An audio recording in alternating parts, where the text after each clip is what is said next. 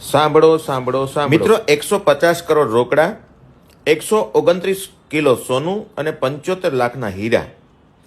આ કોઈ મારા તમારા દેશના ઉદ્યોગપતિની સંપત્તિ નથી. આ એક મંદિરના પૂજારીને ત્યાં રેડ પાડવામાં આવી છે અને એ ઈડીની રેડમાં આટલી વસ્તુ મળી આવી છે. વિચારો મિત્રો, આજ મારો ને તમારો દેશ આધ્યાત્મિકતાથી હટીને ધાર્મિકતા તરફ જાય છે. માત્ર ટીલા ટપકા કરવા, કથાઓ કરવી, લાખો લોકોને ભેગા કરી માનવ શ્રમ બગાડવો. મિત્રો, ક્યાં સુધી આ ચાલશે? વિચાર કરો, મારા ને તમારા દેશમાં શિક્ષણ આટલું બધું મોંઘું થતું જાય છે. જે બિલ્ડિંગ પાયાથી લઈ અને ઉપરના માળ સુધી માત્ર દાનના પૈસાથી જ ઊભી થાય છે, એ બિલ્ડિંગની અંદર પણ વર્ષના 1,80,000 રૂપિયા બાળકને ભણવાની ફી લેવાય છે.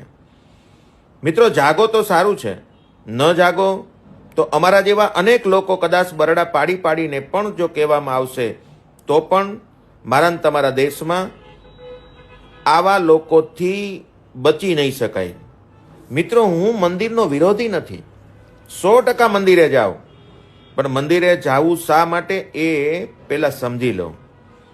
આજ જે લોકો વ્યાસપીઠ ઉપર બેસીને ત્યાગની વાતો શીખવે છે, એ લોકો વ્યાસપીઠ ઉપર બેસીને એક કથામાં કરોડો રૂપિયા એકઠા કરે છે અને એ કરોડો રૂપિયા એકઠા કર્યા પછી ભીતડા ચણી અને અંદર એક મૂર્તિ બેસાડીને એમાં પાછો કરોડોનો વેપાર કરે છે. મિત્રો, મારો ને તમારો દેશ 100% ધાર્મિક દેશ છે, આધ્યાત્મિક દેશ નથી. પણ જો આધ્યાત્મિક દેશ કરવો હોય તો શિક્ષણની અંદર બાળકને સમજણ આપવી પડશે.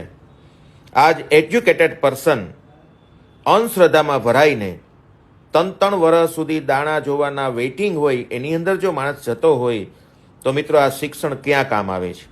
માત્ર પેટનો રોટલો પૂરવા પૂરતું જ જો શિક્ષણ ઉપયોગમાં આવતું હોય તો મિત્રો, શિક્ષણને ધિકાર છે. અને એટલા માટે હજારો વખત હું કહું છું કે તમારા બાળકને મનથી મજબૂત બનાવો, તમારા બાળકને આધ્યાત્મિક બનાવો, ધાર્મિક નહીં. એને સત્ય જ્ઞાન આપો. મારા ને તમારા ઋષિમુનિઓ અનેક એવું જ્ઞાન આપી ગયા છે, જે જ્ઞાન પીરસવું એ મારા ને તમારા સંતોની એક ફરજ હતી, જવાબદારી હતી. એને બદલે આજ એક મેળાવડામાં અબજો કરોડો રૂપિયા ભેગા કરી અને પોતે સુખ શાંતિને સમાધાનમાં, જે સંત સાદો હોવો જોઈએ, સીધો હોવો જોઈએ, સરળ હોવો જોઈએ, એને બદલે ફેસિલિટીમાં ફરતો મારા ને તમારા દેશનો સાધુ થઈ ગયો છે.